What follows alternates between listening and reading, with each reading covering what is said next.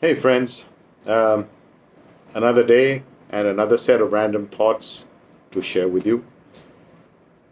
We have crossed the 5 week lockdown mark and are now into the third lockdown. It's the 4th of May, and now there are 2 more weeks to go. But the tussle between lives and livelihoods continues. At the same time, I'm filled with a lot of optimism on the outcome of this lockdown. Here's my take on the virus situation. As we all know, the worst affected country is the United States of America, with 1.2 million confirmed cases out of a global figure of 3.5 million and 68,000 deaths in 60 days from the first detected case. That's 0.17 of the entire population. In India, on the other hand, with a population of 1.3 billion, in 50 days, we've had 43,000 cases and around 1,400 deaths. In the same period, the USA had around 40,000 deaths. Our percentage is below 0.01. We have the lowest rates of 0.6 deaths per million. Now, that is really credible. Claims that no testing is going on or is being done is accepted. Obviously, we don't have the kits to do that kind of testing nor the infrastructure. But you cannot hide the deaths that are happening. The fact that we have less deaths indicates we are less vulnerable to the virus. But the lockdowns certainly help to assess where we are and where we are headed. It's not about how many people will get infected, but how many will survive and become more or less immune to this virus. Positive thinking with logic can help us come out right on top. Yes, we need to protect the elderly and already medically challenged seniors and other ailments, people with low immunity. Our statistics show that most deaths were of those with prior ailments. On the flip side, less deaths are happening on the road and due to critical illnesses like heart failure, diabetes, pulmonary, and renal disease. You will be surprised to know that in India, almost 1,200 persons die daily of TB. And these are statistics which need to also be brought out into the open and addressed. Hospitals' data, and supported by even some cremation grounds in cities, confirms that there has been a drop in fatalities. In my opinion, we should unlock in a calibrated way. As we've already rightly done, we've created three zones, colored zones, green, orange, and red. And if we allow activity as has been allowed by the government, slowly to progress in the coming days, we will definitely develop what is called herd immunity.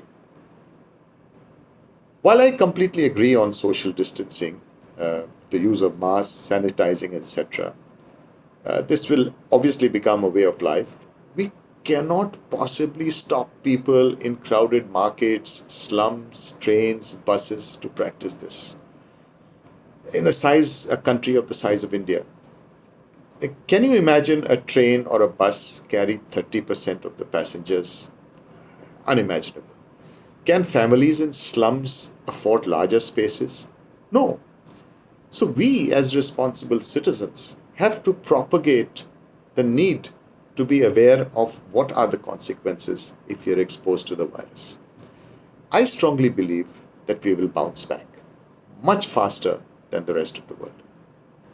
I was reading somewhere that a Pune based company called the Serum Institute, which is a global leader in vaccine marketing and vaccine development, is actually almost on the verge of creating a vaccine for this virus. And not only that, it will be priced at an affordable 1,000 rupees per vaccine. Well, the race is on worldwide, and let's see what will come out of this. But we need to stop the virus in its tracks. It is a fact that we live in fear and doubt, and we will take longer to recover. I, however, see a light at the end of this tunnel. So while the global economies have all taken a hit, India also starts staring at 25 to 30% unemployment figures. The question is, what will be the new careers and jobs post COVID? So, what I'm going to talk about is the opportunities that we could be looking at in terms of careers and jobs. If you remember when demonetization happened, what changed was the way we handled money. Digitization and the growth of the fintech industry happened soon after demonetization. Every small vendor was willing to accept digital payments. This was fast tracked by demonetization. Sorry. During the post COVID era, we will also see a new work from home culture. We will see limited travel and outings, conservation of money, less eating out, more focus on health, and more in house entertainment rather than people going out. There will be distance learning and use of a lot of digital technology to communicate virtually. Global competitiveness is something that we need to be looking at. China is part of the global supply chain.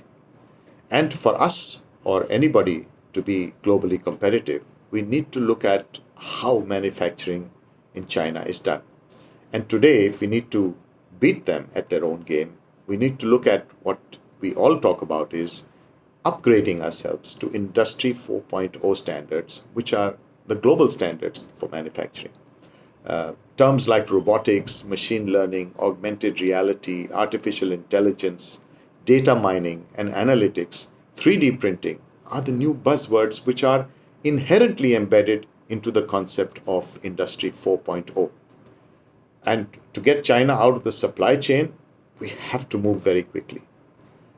I would recommend the government to create a technology upgradation fund to help industries upgrade to 4.0 so they can at least confront global manufacturing capabilities with the prowess and the ingenuity that we have. Another aspect is that we could easily acquire technology from developed countries like in Europe, where a lot of companies post-COVID are likely to go in for insolvency. I would also recommend Indian missions abroad and their trade offices to look at import data in those countries and share the same with our Commerce Ministry in India so that Indian companies could be made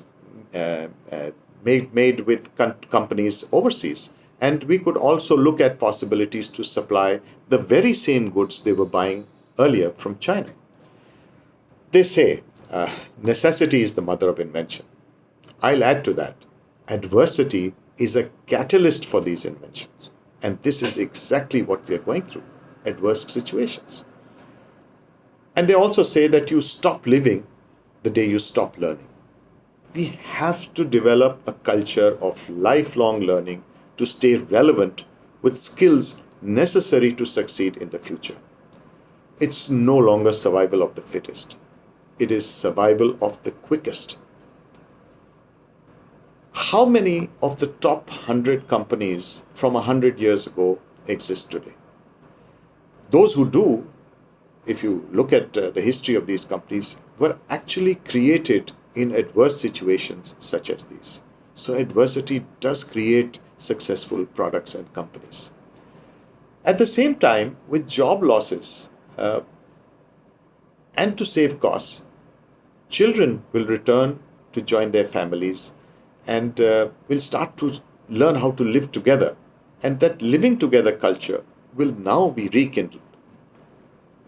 As always, when change hits us, we reinvent, we innovate, and we reskill. So one point to note, however, is that the feeling of fear will last longer than the virus itself. And that is something we need to come to terms with.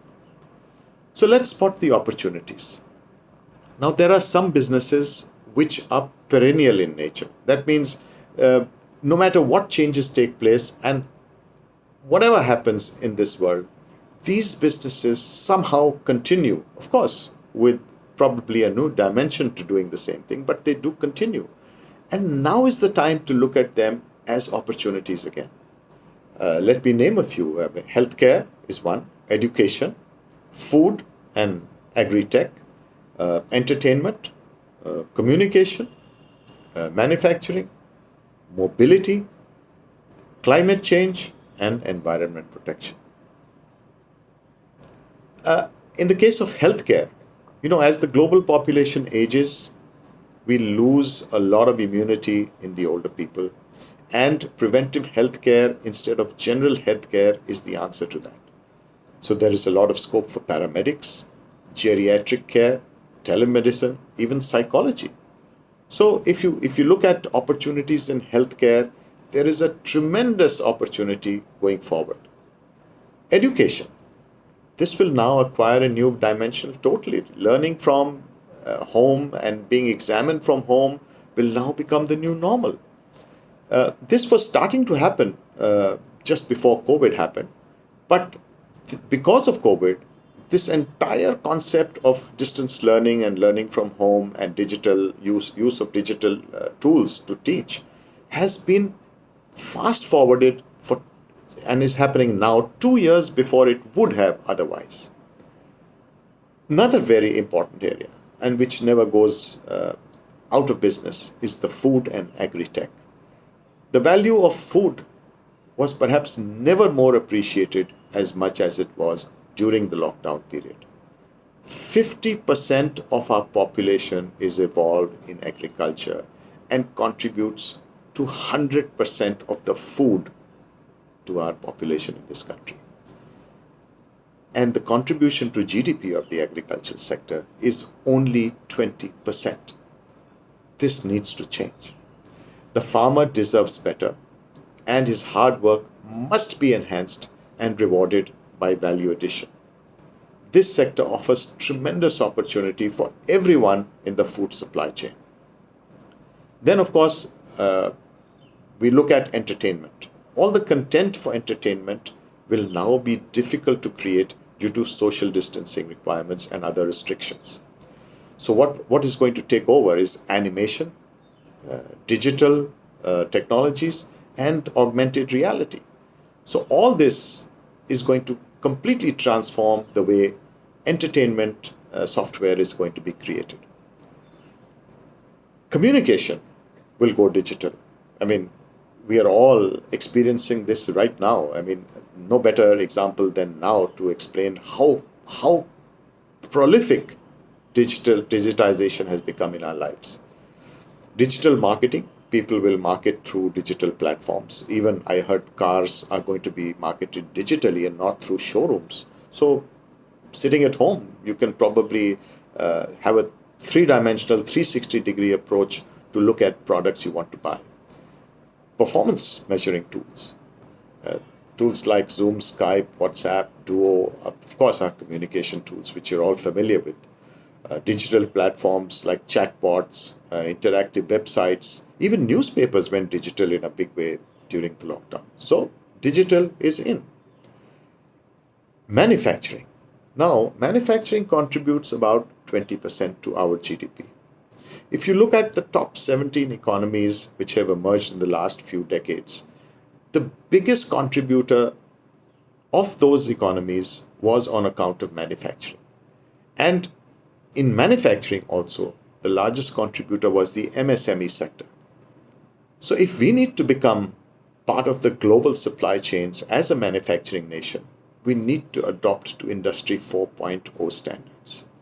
And technologies have the potential today to disrupt and transform many different areas of manufacturing businesses for the better.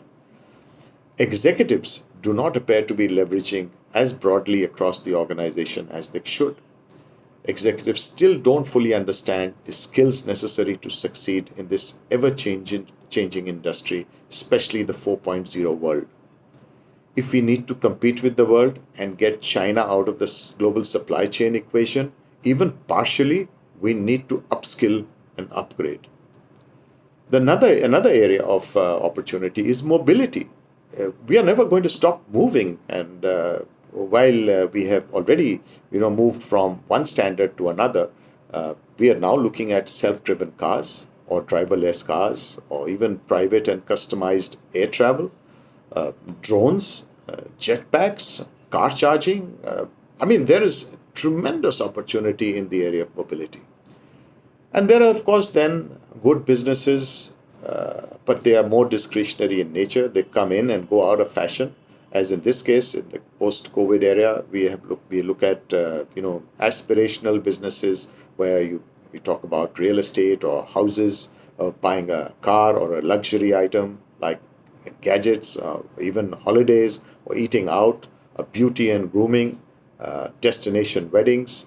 Well, so far, these will no longer be in reckoning for now, but keep a lookout for these in the future. Children will spend more time at home, and life within homes and families will take a turn for the better. Here lies an opportunity to create something for people and homes and children, putting their time to making a useful contribution while being together as a family. There will also be a shift from white collar to blue collar jobs. Vocational skills like appliance repair, plumbing, electrical repairs, carpentry, painting, robotics and robot repairs, internet, artificial intelligence. These will fill up the middle level job categories where more dignity will be granted to these professions as compared to earlier. Healthy living. I mean, something that has also been perennial, but now healthy living will get little more focus than before. We are looking at home gyms for those who can afford them, immunity building. I think the crux of good health and wellness is immunity. So, health based apps, gadgets like Fitbits, and other versions of the same. So, these are opportunities waiting to happen. As has been done, if you've been reading the news, China created an app, much like the Arogya app here in India, and they grant you a QR code, which is your health and which is gives you your medical and health history, and it's almost like a passport. If you have that barcode or the QR code, and somebody scans it, your entire medical history is known. So you're free to go wherever you like, thanks to that app. So why not? Arogya is one such app, and many more will emerge.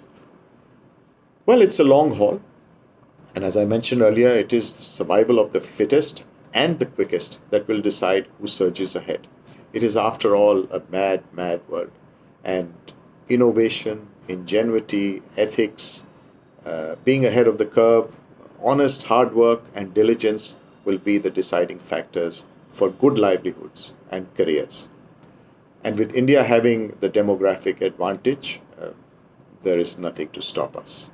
So stay positive, stay focused, stay healthy, and stay safe. And see you soon again.